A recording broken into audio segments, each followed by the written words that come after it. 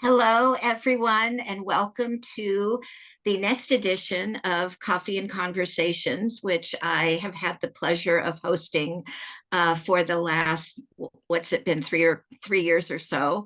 I'm Leslie Appleton-Young. I'm the former Chief Economist with the California Association of REALTORS and co-founder with Sarah Sudachan and Deborah Trapin of WomanUP. And I am very thrilled about our program today because it was a thought that was germinating in my mind for a couple of weeks, and I tested it with the CAR folks, and they thought it was a great idea. And luckily, the one person that I needed to make it happen also agreed. But we've got a word here, and the word that is the theme of this edition of Coffee and Conversations is resilience. And I looked it up, and I have two definitions for you. One is the ability to recover from or adjust easily. And I would say easily in quotes, because some of the adjustments we've done as an industry have happened, but they may have not been that easy.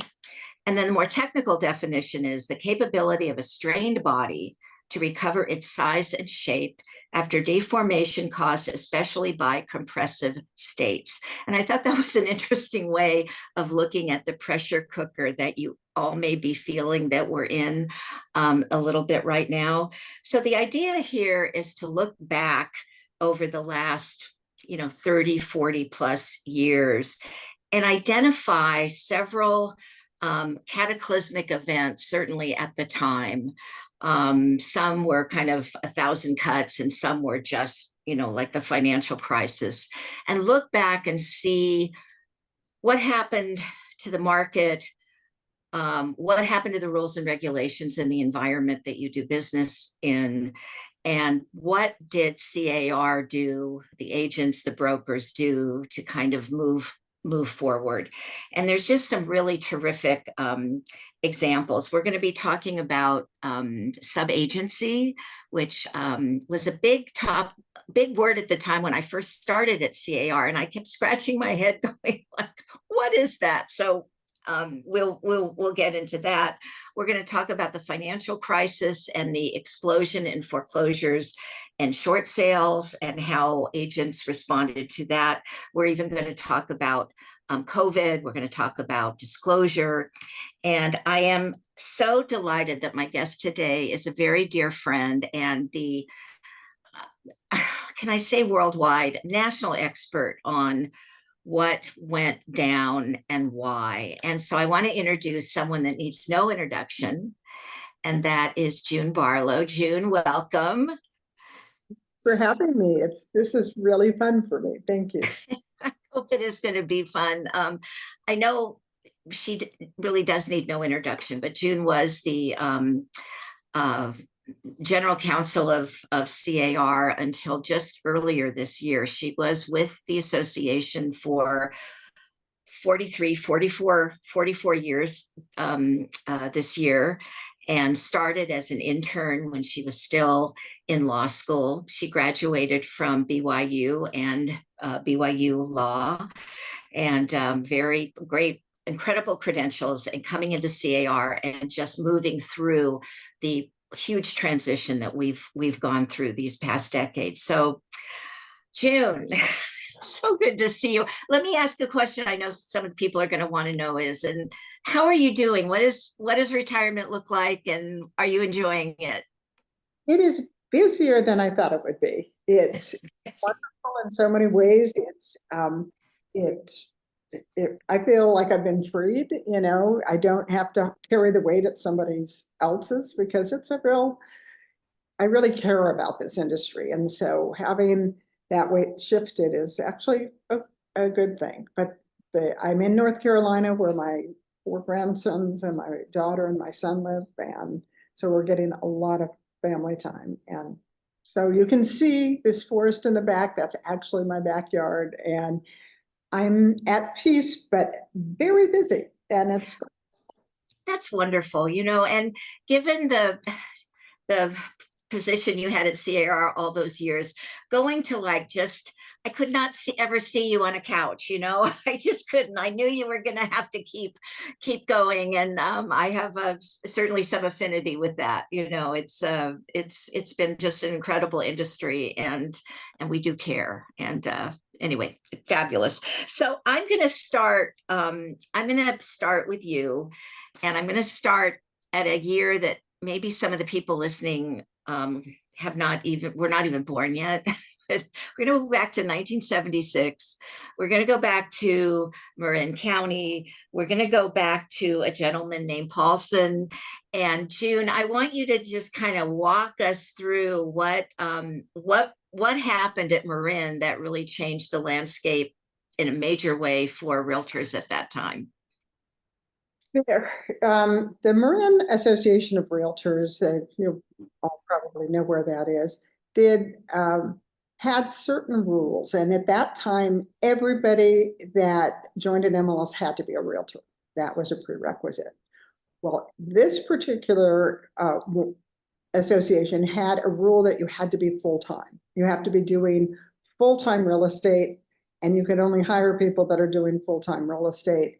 And so that was like a big deal. Now, came along, this pilot came along who didn't want to give up his day job and had a license and wanted to join the MLS. And they said, no, you're not doing this full time. We're not going to let you in. So instead of letting it go, the association actually started the lawsuit and said, court, we know this might be controversial, so we want you to give your stamp of approval that this can happen. That's why it's Marin versus them. They started the lawsuit and they won at the lower level. And then they went through this whole thing of not only can you not have this rule, which way they rescinded, by the way, it was probably against NAR policy.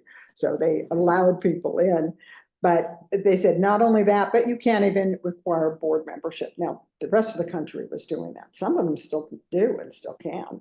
So in 76, there was this shock of, okay, is there more value than just the MLS? Is that it? Is organized real estate going to go away? What's going to happen? And he filed separately down in San Diego, and all of this happened. So, and people really didn't know.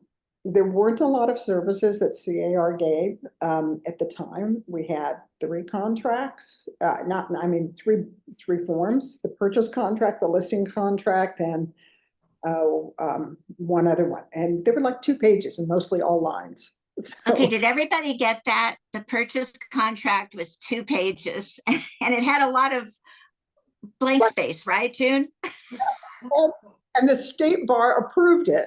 It said, this isn't practicing law to write your own contract, which most of us say, really? That's okay. And then they stopped doing that after a while because every other vendor wanted to do it. And then over time, things evolved. And I think we have a book this big now. So yeah, we have a lot of forms. Yeah, and I actually believe that there's an inverse proportion to the volume of forms to how many people actually read them. So it's hard, but you still don't want to not address issues. So that started. It also started a whole bunch of other lawsuits. Like one was, they said you have to work in our jurisdiction. So if you don't work in our jurisdiction, you can't join the MLS. That one got blown up. Right, now that's not the case anymore, right? It's a statewide license and you can practice anywhere in a given state. That's correct. Right, yeah. Been that way in California for a long time, although I believe in the interim, and our policy is you only have to let the people next to you. You don't have to make it statewide. But at that point we said, we're not going to litigate this. You can go in. But at the same point, there was a standard of practice saying that you shouldn't practice in an area that you don't know what you're doing. So, for example, somebody that is on the coast may not know what the desert does. Somebody that doesn't do rural may not know that. So it's your responsibility to either get an agent who knows or make sure you have the knowledge. So that was kind of still there. That was kind of the premise. Right. reason it was a legal issues is it looked like a barrier to entry. We're not going to let people in. And that becomes Right. an antitrust problem. Right. Right. And I'm sure there was, some concern for people in areas that kind of everything was going okay. And then all of a sudden people started flooding in. And I remember that in the Central Valley when affordability first became just such a squeeze on the coast. And all of a sudden these people were coming and they were bringing their own realtor. And it was like, what are you doing? So I guess we had to kind of work through that. Right. Yeah, and you still hear that today, right? Somebody, comes to Yeah. and then you get an offer from someone who's never seen the property or shown it. Yeah. Yeah. It'll be interesting to see how this, now mandated buyer agency form will address some of those things. We'll have to see. So, I mean, some things just are issues that keep on recurring. And Right. Right. the other part, can I go on to sub-agency? Please do. When I first came here, I thought, okay, sub-agency, well, first of all, listing agent, that, most of us say seller's agent, but the industry said listing agent, right? And then even people, cooperating broker or selling broker, this terminology was kind of confusing to people. But the whole idea that sub-agency has to be part of the MLS or it collapses was really a theory that NAR really believed in. And our problem was that meant both parties represent the seller. Well, people working with the buyers never act that way. If any of you acted that way when you're working with a buyer only, and you've never, but that's what the legal construct was. So there was this secret meeting that occurred while I was still in law school. I actually was writing a paper for a seminar, and I was told, you can't publish this. This is so hot right now.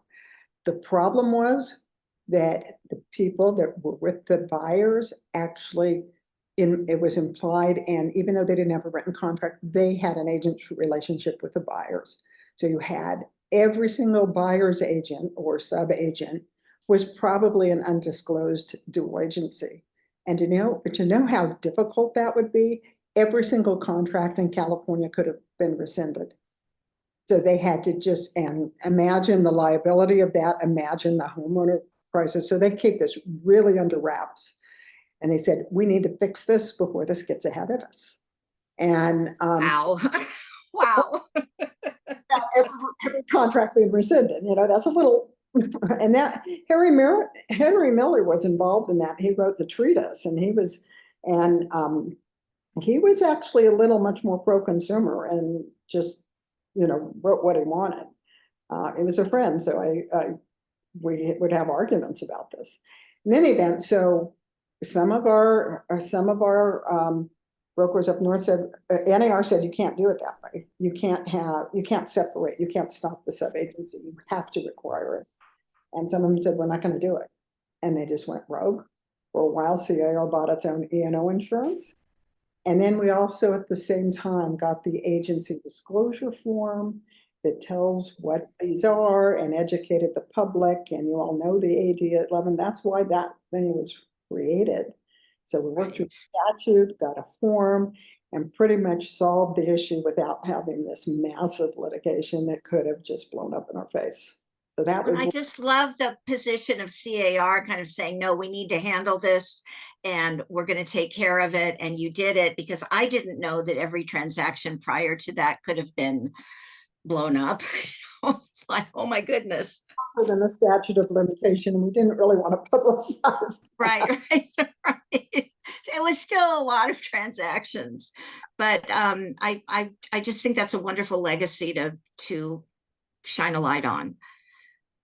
And then kind of on top of this, some of you may remember Easton versus Strasburger with a listing broker who theoretically didn't have any kind of relationship with the buyer, failed to see these sloping floors and these doors that were concrete because the house had been in a landslide. And well, it hadn't the foundation like cracked or shifted, or I remember a foundation issue on that too.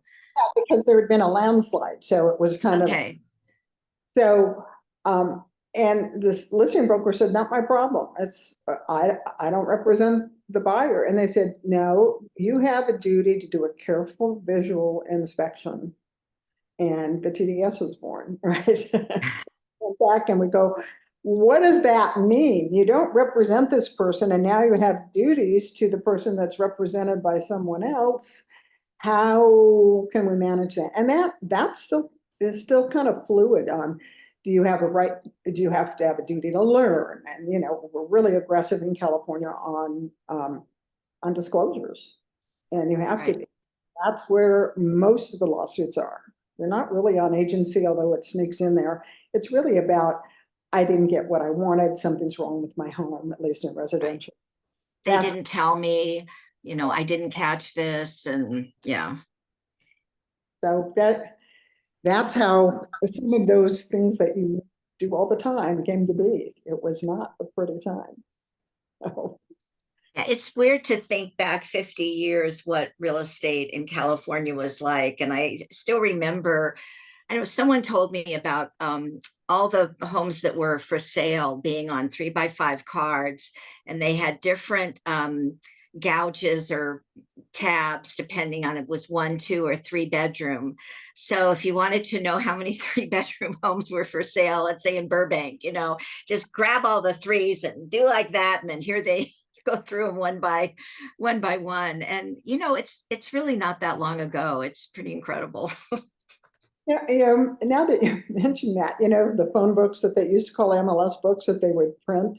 Now, Yeah. some not alive when that was but they used to have these. I actually have one. I've saved one. These MLS books, and there's like these territories. The reason these territories are in there, it's where they delivered. They were the delivery zones of where they delivered all the books. It had nothing to do with anything other than that. But we used to guard those like they were Fort Knox. Yeah. And one of our cases, one of his clients was dumpster diving, trying to find one because people weren't supposed to put them in there. And they were saying, we have the right to this. We can give it to the public. Of course, the internet came and changed all of that. But back then, right, it did. Actually, if you found a moving company, they'd buy one book for like $50,000. They were incredibly valuable because you could not get that targeted data anywhere else. So we worked through that. We wanted copyright, and of course the other side went bankrupt, but they said, no, you don't have to give it. And then the internet happened. Well, I remember in 1986, and we were looking to buy a house, and really like very sneakily, our agent gave us the book. And I think it was a couple weeks old, but I still remember sitting in bed looking at all these like grainy pictures you would see of like maybe someone in jail or something, but it was like a house, right? And then there was a little description. And I think there was the feeling that the value that the realtor brings to the table is the inventory of homes for sale. And perhaps that's one of the biggest changes over the decades, is just the recognition that it wasn't really about that at all. It's so many other parts of the transaction and disclosure and liability and on and on and on, but finding the house is often not even a hard part of all the stuff, right? Not anymore. And this other part, mushroom, although it is still the case that MLSs have the most accurate and current information. There's a reason Craigslist isn't a competitor to the MLS, because they can't police it. And an agent can be fined like $10,000 for putting in bad information. So even though it's syndicated all over, it's still incredibly valuable. It's just accessible to the world, basically. Right. Yeah. And do you want me to talk about independent contractors switching gears? yeah, let's like ease into, and listen, everybody who's on, first of all, thank you for being here. And I know some of you have let us know where you're from. So if you haven't, please do. And if you have any questions, we can take a breath and make this kind of an interactive dialogue, because I know I've seen a few names that are on that have a history in this evolution as well. And I just want to say before we leave the book, the whole idea of the book. I remember local associations at the time wanting to go online and not print it. And there were always just enough people on the board that wanted to keep printing it. That went on for a couple of years. And then finally, it just, the transition happened, but it was not without a little bit of pain, I would say. Now, I just have to add to that. There was a big clash when the people who used the books wanted them mandated that everybody gets books because the price went down. Oh, right, bulk. They didn't make it mandatory. The people willing to pay got smaller and smaller and smaller. And all of a sudden they're going, okay, if I have to pay for this, and then I won't do it because it's different if 10,000 people are paying versus, 20. Right. And that once they made it not mandatory, it moves pretty fast into. Right. And Suzanne Yost is reminding us that even before the book, it was the ring binders, and even before that, as I mentioned, the 3x5 cards. So certainly, tech adoption has been kind of an issue and an ongoing part of the industry for a long, long time. Yeah. Right, well, let's talk about independent contractor, because that's like the issue that refuses to die, I think. And it has been a long life. when we come in, and we actually wrote a brief that said whether or not you're an independent contractor depends on what issue you're talking about, and there's about 20 different variations. So if it's liability, it's one thing.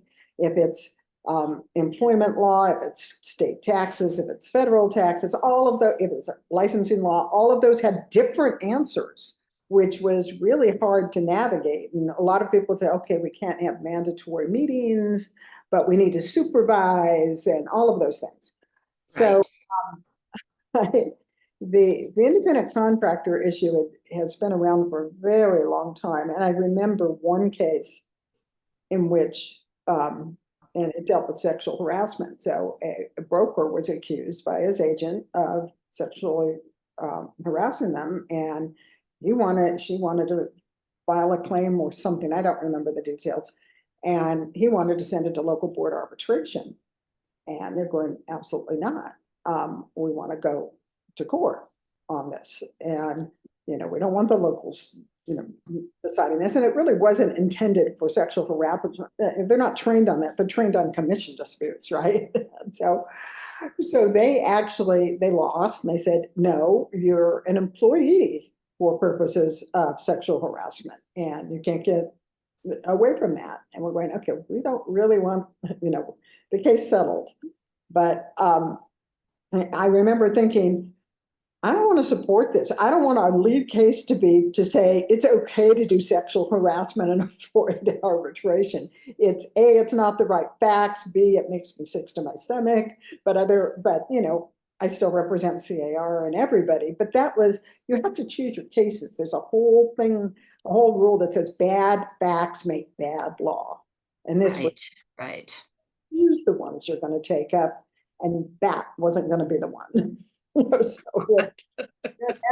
there were many, as some of you may remember, some of the cases where they were quietly settled. Sometimes it's usually somebody has a fee issue with some chargeback, and they would get in little blobs. But one of these cases, and that one I talked about was one of them, as it was building up, said, no, there's a different way. You can't just put it on paper. And there was all these factors. Well, that started some class actions. So all of these were going around in California mainly. I think there were one in other places. And those we were working through, and it was hard.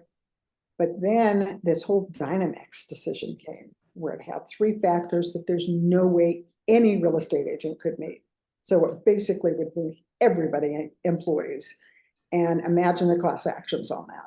And some of the brokers said, I'm okay with that.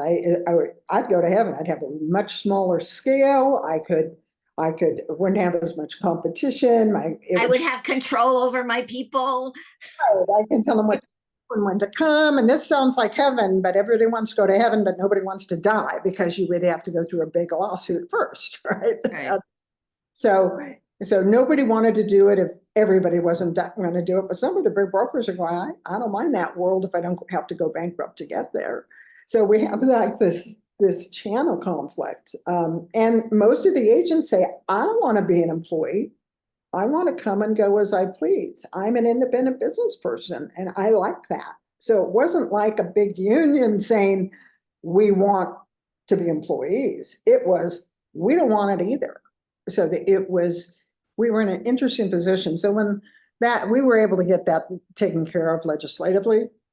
And so we kind of solved that problem. There was this one lone, plaintiff's lawyer that was trying to overturn that, and he lost. And we were able to get that published, and that was a good move. So that we were safe. Now, some of you may not want to hear this, but the U.S. Department of Labor has gone through not something that's bad as the 3-factor, but something that's not good for independent contractor. And that's at play right now?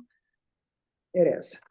It's at the national level, because the national level law they have, that you have to have a contract and paid based on output and have a license. Those were only for tax purposes under federal law. The rest of it was kind of, common law or whatever your state is or something. So they're trying to force that into everybody to do that. It's not as bad as our California case, but the question is it going to wipe out our legislation? So I'm nervous about that. And we'll see what happens. It's the issue that keeps on going. And it's because our industry is really uniquely structured, and our trade associations are not a union. It has both the bosses, the brokers, and the agents all in one working together. And they both like that independence. There's nothing that stops anybody from being unemployed, by the way. And there are some shops that do this. Mostly. Right, exactly. We're fine with that. We don't have a position that one's better than the other, but we also recognize that most of the residential ones choose that independence and want that. So we'll see. That one keeps on being a whack-a-mole that just won't go away. It's interesting what you said about some of the brokers, and I remember hearing comments like that as well, that, well, this wouldn't be the worst thing that could happen. So I'm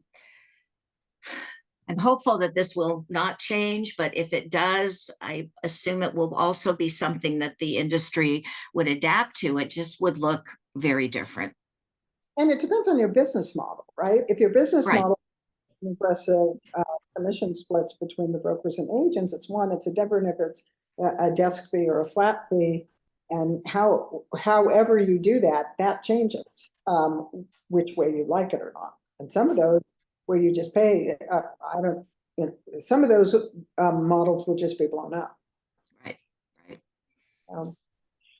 Anyway. Before, I want to just ask you again, you talked about all of a sudden we had the TDS, right? And all of a sudden the purchase agreement is much longer, and to kind of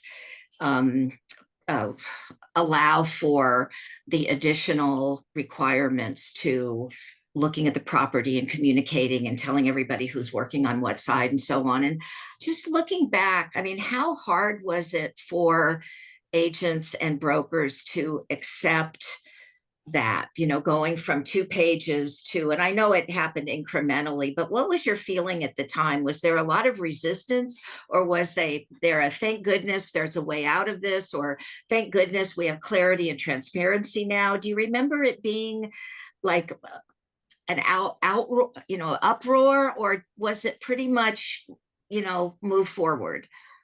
The biggest uproar was not the volume. The biggest uproar was when we used to have Southern California had one form and Northern California had another.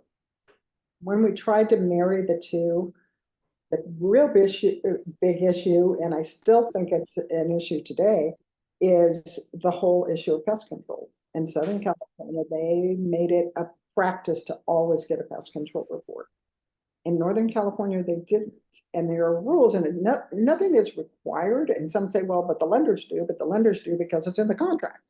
So And I sold my house in California and I got a pest control report, even though I knew it wasn't required, but it was kind of what everybody did there. And Right. there are issues. So they were making that taking that out and other issues, they could resolve most of them, but that one kind of fractured the state. Right, right. And I remember that board of directors meeting and the key players and just like the tension, because it was really when worlds collide on this issue. And it's because it was disrupting practice. And right. But we had tried for years to make them, take the best of both worlds. So, the same contract would be used with addendums for local things, or for local practices, of course. That's why the buck is this, there's so many addendums. But that was everything else happened gradually. It wasn't a light switch. It was one page, and I like to say, don't really like it, but I say it, is that whoever's problem in the standard forms committee just happened is in the next form release. So I had a problem with not inspecting X, so let's make sure that's in there. I had a problem of telling them that raccoons are in the area, so let's put that in there. So it just kind of evolved. Right. It's a big tent. We have room for everything in our forms. Just try not to print it out too many times. Yeah. So that I sometimes you say, which it kind of reminds me of Amadeus and Mozart, where the king was saying there's just too many notes. And he said, okay, which ones do you want to take out? So we have too many disclosures, but right. Which one do you want to take out now? That's a very good analogy. Oh. Oh gosh. Oh, so listen, anyone that's listening in, if you have a question or want to talk about any of these further, please, I'm looking at my chat right now. But I think we can move on to the financial crisis at this point. And I had a couple of things I wanted to say about this. And one is, if you weren't around for it, you missed a lot. And you should at least read or watch The Big Short, which is streaming somewhere, I'm sure, but it's a very good look at kind of the trends and what was going on in mortgage finance at the time, and countrywide, and some of the others. And at one point, one of the guys is kind of looking into the fact that there might be some fraud going on, or this or that, goes to a strip bar and meets one of the dancers there, and she says, "Oh, I've got 5 properties," and he's like, "Oh my God, we're in trouble." This is what's going on, and we were in trouble. And I remember personally, we had a house out in Calabasas, and it closed escrow on, I believe it was like August 13th or 15th, something on that week of 2007. And that was when we had like the credit freeze. So, we hadn't had, banks failing and whatever until another year, but it was kind of the beginning of the fissures in the financial system. And I remember at the time, well, looking back, Joel just said, "Don't tell anyone that you sold your house then, because it looked like you had inside information," which of course I did not. It just happened to be what was going on. But it was, it was big. And I think one of the big takeaways for me looking back on that period is realizing that the financial system, global, national, everything's interrelated, is really based on confidence, right? It's based on confidence that the loans that are being made can be paid back, that they're not betting on a 30% annual increase in housing prices in order to make profit from the deal. All of those things that were going on, and a huge focus on home ownership and reaching into communities where home ownership was lagging. and really taking advantage of people that had not been through a transaction before and really didn't understand how the system works. So, you know, when you did a postmortem a few years after and looked at what was going on in, you know, 2003, 4, 5, you know, it really was pretty horrifying. And then you had a bit of a backlash, if you will, with Dodd-Frank and the Consumer Protection um, agency and so on, which is what we do, right? We go from one extreme and maybe a little bit too far, but it just was the Wild West. And a lot of people lost their homes. So we had, from peak to trough, a 51% drop in the median home price in California. And that I had never happened before. It just blew up this assumption that every year your home is going to be worth a little bit more. And that even wasn't always the case. You know, I remember we had a Jerry Donner who ran our education department, right, June, when I first started at CAR. And I remember him saying, you know, my wife and I bought a new house in 1948. And when we sold it 2 years later, it sold for less because it was used.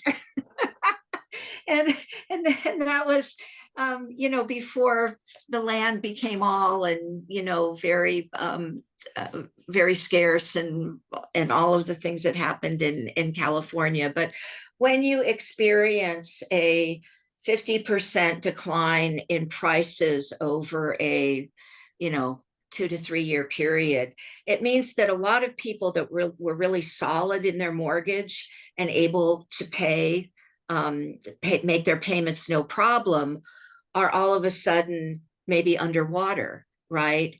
And then on top of this, or part of all this, was the recession that followed and the tremendous job losses that we had in 2008 and 2009. And in fact, it took twice as long, like 8 years, to replace all of the jobs that were lost compared to kind of the average, if you can average it, recession that the US had experienced. So we went into a significant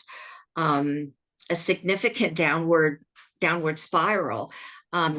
I will remind you that in January of 2009, 60% of the homes sold that January were REOs. You know, they were owned by the banks. And we also had, you know, an explosion in foreclosures, in short sales. And, you know, the difference between a foreclosure and a short sale is something initiated by the home seller, hopefully with the cooperation of the lender. But a foreclosure is something that happens to you when the bank takes the property back. So you had people leaving the industry. You may remember that chart I used to use in almost every speech that would show home sales in California and then membership in the California Association of REALTORS. And the market would peak, and then 2 years here, and then 2 years later, membership would peak.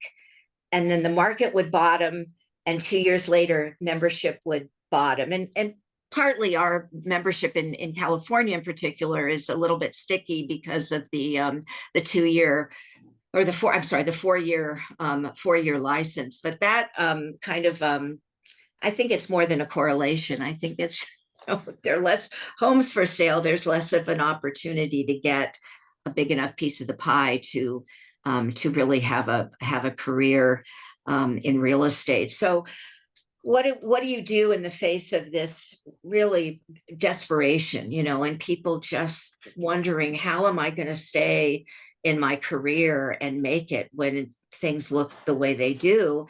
And the answer was, let's double down on what the opportunities are. And the opportunities were foreclosures and short sales. And I know we had a relationship with our Rebs group with a company called Sean O'Toole and Foreclosure Radar that was able to identify where the foreclosures were and provide that information to realtors who could then kind of step in and help facilitate that situation. situation, and we went on the road. I think, June, you must have been part of that, or certainly Gov and some of the people on your staff, when we did these kind of 1-day training sessions, 2-day training sessions at local associations, where it was like A to Z on short sales. To really, do you remember that, just to get people used to it, to understand how it worked, and to be able to go out and talk to people that were in trouble?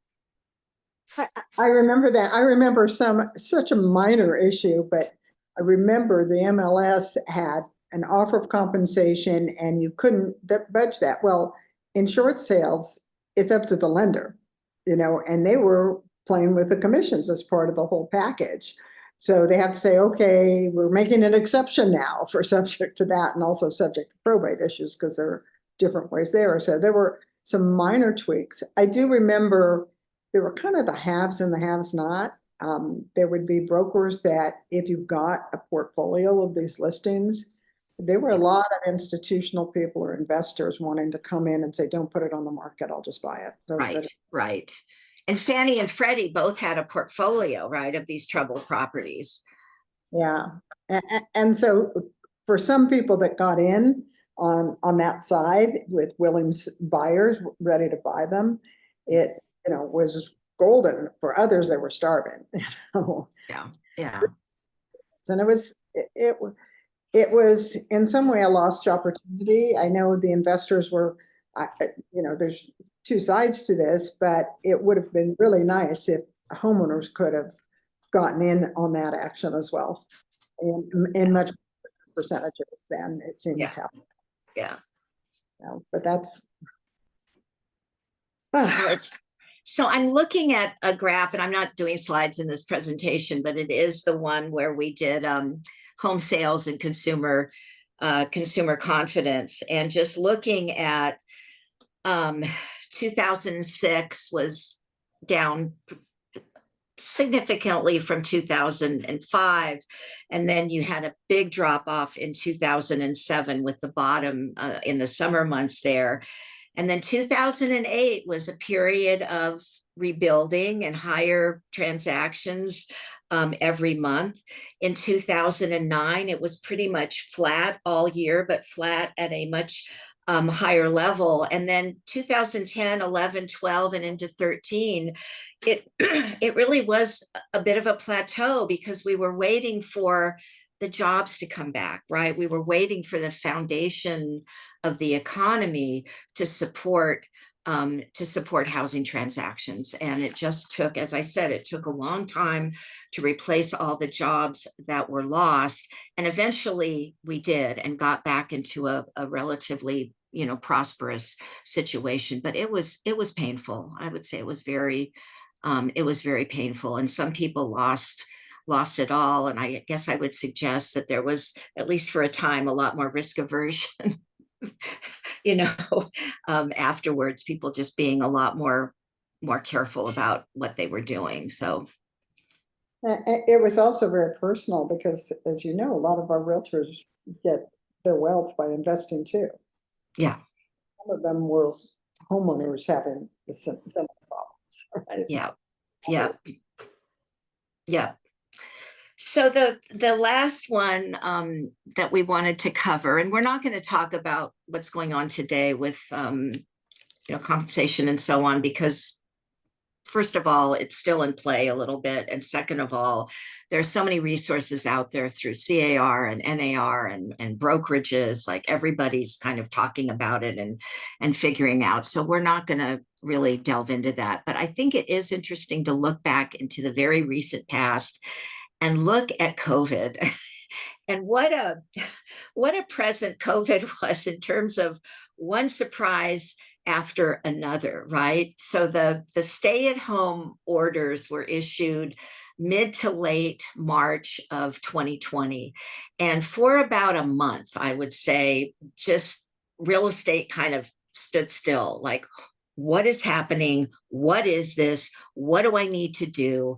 Sellers taking their properties off the market, buyers afraid of what was going to happen, what was going to go on with rates, and so on and so forth. And it's interesting that that pause in the market may have lasted 3 months at the most. And then, June, do you remember what happened? The market took off. And why did it take off? Because people were working from home and people did not have a home office or two home offices, right? And they also wanted more room because maybe their kids were out of school now and were going to be homeschooled. They wanted to look at living somewhere that would be far enough away that, hey, get more land, it's more affordable, I can get what I want, and I don't have to commute, right? Because we are not working in an office anymore. And it really became kind of a boom town, and you had investors, the share of investors increased quite dramatically, almost doubled within that first year or two, as they're looking at opportunities to get in. And you had flippers buying property and putting them back on the market because it seemed at the time that there was a general recognition that home is everything. Like home is so important. I need to feel safe. I want to be near my family. These are the things that are the most important to me, and getting a home at home that works. So, where people wanted to live, how they wanted to live, what they expected from their housing, all pretty much changed on a dime, right? So that's kind of the consumer perspective. And June, I know you'll remember some of the highlights of our um, industry broker meetings. So we 20 years ago started having biannual meetings with brokers who had a minimum of 100 agents, trying to kind of identify where we could kind of communicate to the most agents. And that happened twice a year, and we'd have the legal update, the ledge update, the economic update, and everybody would have lunch and we kind of find out what's going on in the world. And what happened with COVID is those became weekly on a Friday. I believe it was at 11 o'clock. We had a broker call on Zoom, and all were welcome. It didn't matter if you had 500 agents or 5. It was all about getting the information out that was changing on a daily basis and varied by county. So I'm just going to stop for a minute. And June, I know you're going to have some recollections of what that was like. And I think they still may be going on, just not as frequently today, but it was a real blow up the model and, hey, this works a lot better, right? Right. I remember, and I don't know if I was on a vacation or if I had finished some procedure, but I was coming back and all of a sudden this happened. So I'm radically trying to say, okay, what's going on? The first regulations that came out, or guidance that came out from Sacramento, did not include real estate as an essential service. We're going, okay, what does that mean? Do we have to shut down? Can people show houses? Can they sell houses? Can they go inside? What? And then of course there's the whole rental issue too. So and all sorts of things on moratoriums on rental and evictions and things like that. So the property management one is a whole big thing. But the first part is we're going, then I remember specifically going, what are we going to do? Oh, new new national guidelines came out. And it said in very fine print way back down, and I'm not even sure if they meant to include us, but it said real estate services. I said, let's go with that. It's an essential service. We just put it out. We've got a document here that says it is. It's federal, applies to everything. So let's go with it. And so immediately we said, okay, well, what do we have to do to comply with these other things? Because all of these essential services had to do things like, clean everything and make sure that you have signs posted. And then you remember the PED that came out, where you have to make sure that they, haven't been. Well, tell them what the PED stood for. PEAD, right? I don't know. Yeah. Do we remember? I don't remember. Icky always. I don't know. It was a big Big, Yeah. big word then though. Maybe it was property. I don't know. I'd have to look it up. In any event, so that happened. And then all of a sudden we had to get this app where people could sign it because you didn't want to be touching things. And so there were all sorts of things that happened, and we were changing forms daily. You know, it went from 2 things. So it seems like we're doing that now too, but we have a protocol where we only do it twice in a year.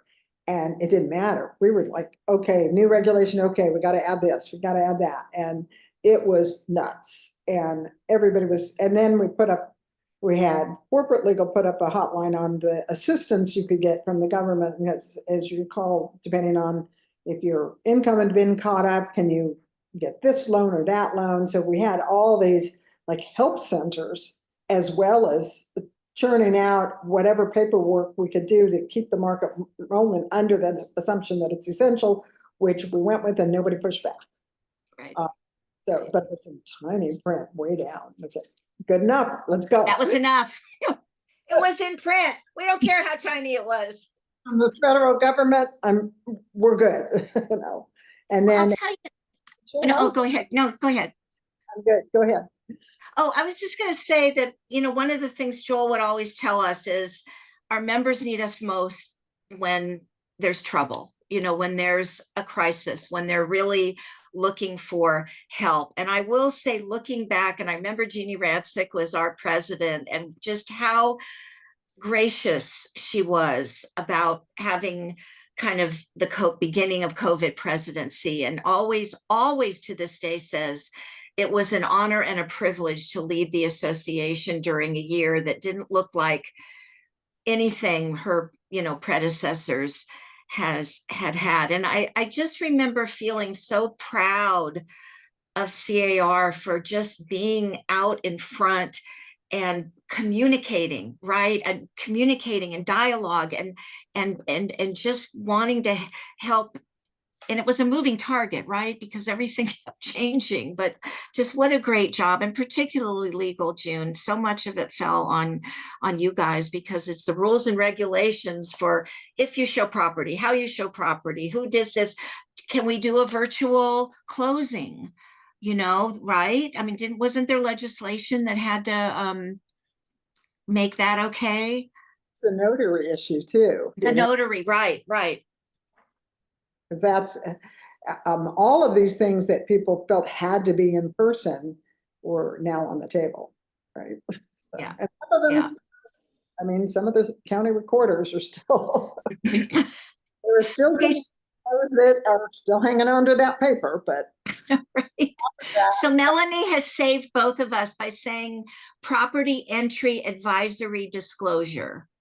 That sounds right. PED. That just sounds so right. Melanie, thank you. It takes a village here. So every time you had to enter and how many rooms, and then we got the system to do that. And people got used to doing that on a daily basis. We'll see now that buyer brokers are going to have a contract.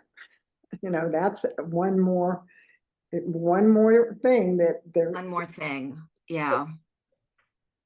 And I was hearing an attorney speak at a seminar recently who made a point, and I'm sure we can debate the point, but I thought it was interesting to think about just saying, we all need, you existing professionals need to get with the program, whatever it's going to look like. You need to lead the charge and be comfortable with it, because as we know, people continue to come into the industry, and more they're going to be coming in with absolutely no knowledge of what was done before, right? They're just going to be starting with the current set of rules. So they're not going to be hampered by, I'm so upset about this or something. They're going to be like, okay, this is the way we do business. Let's get going.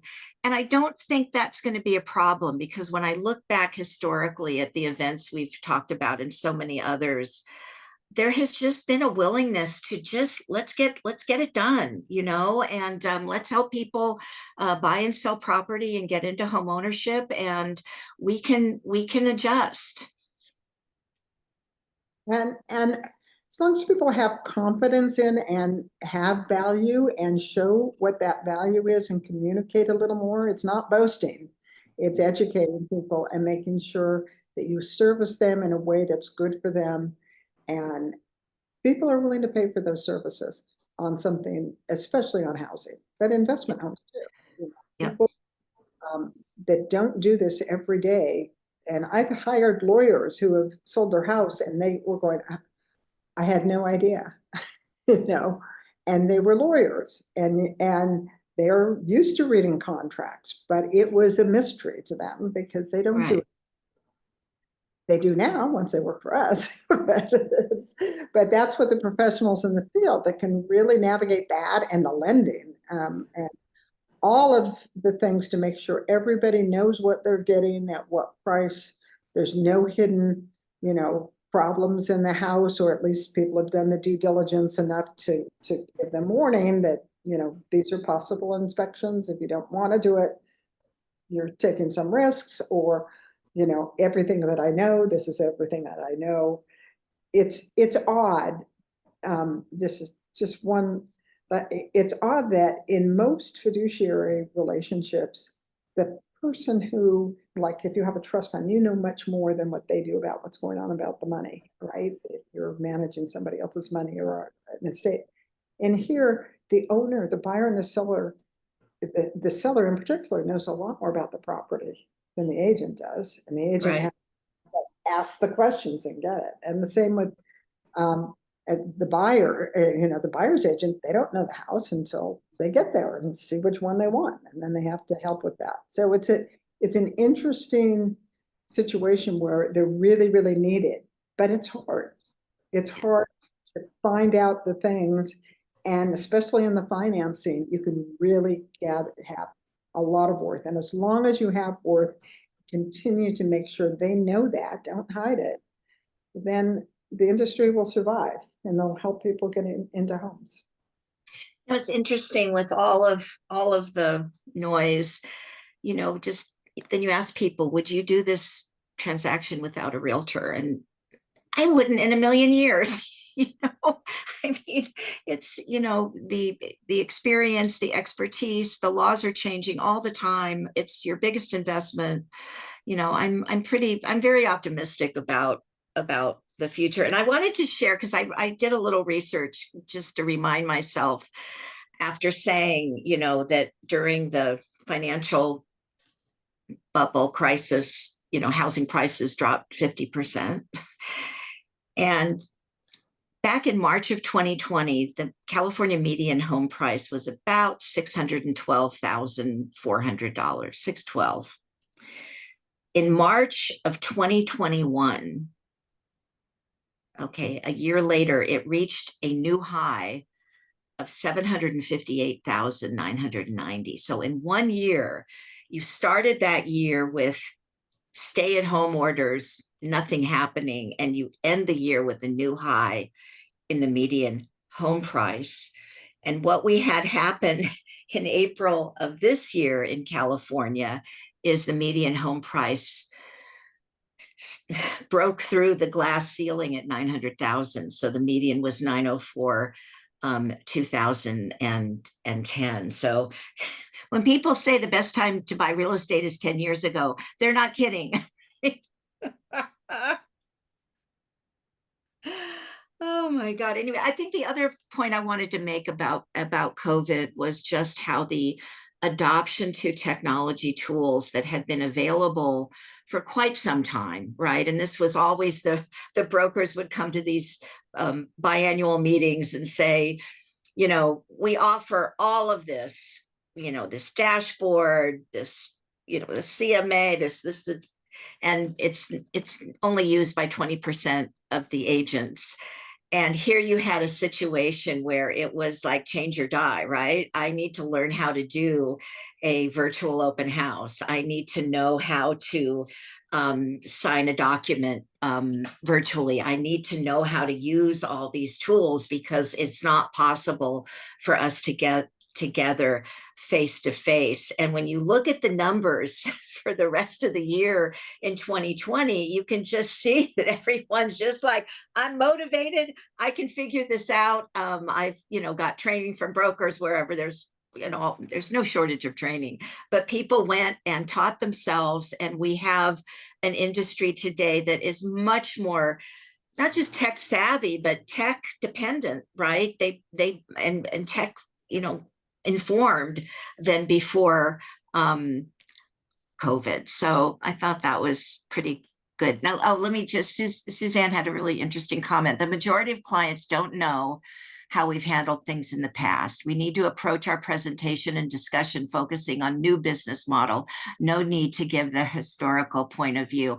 Yeah, I was really, Suzanne setting this up, just wanted to kind of assure people that it hasn't ever been smooth sailing, right? There's always been change in this industry. So it's really not relevant to anybody other than us who have lived through it, and to kind of provide some, I think, comfort that, we can handle whatever happens. That's kind of how I interpret it.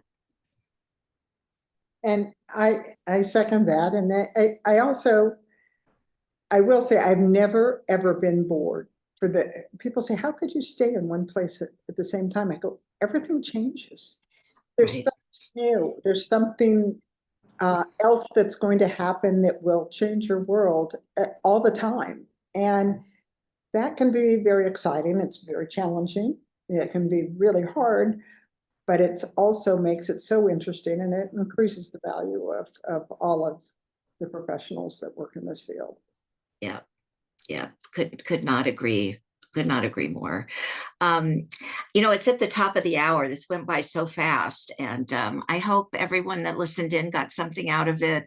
June, just seeing you and knowing how happy you are in this next chapter of your life with your 4 grandsons so close, and a forest as your backyard. Thank you for helping Really, letting me go down memory lane before I forget. Right? you're welcome. And one more comment from Annette. She said, the bottom line for me is that if we are nimble and we can learn to pivot and succeed, you can have a wonderful career in real estate. And I just say amen to that. Absolutely. So anyway, I do want to close with a reminder that we have the Reimagine Expo coming up from CAR. It's going to be in my hometown, Long Beach, California, September 24th through the 26th, with a fabulous expo in addition to the business meeting. So hope to see you there. And June, hope to not see you there, but know that you are enjoying fall in North Carolina. And again, thank you so much. It's been wonderful to spend some time with you.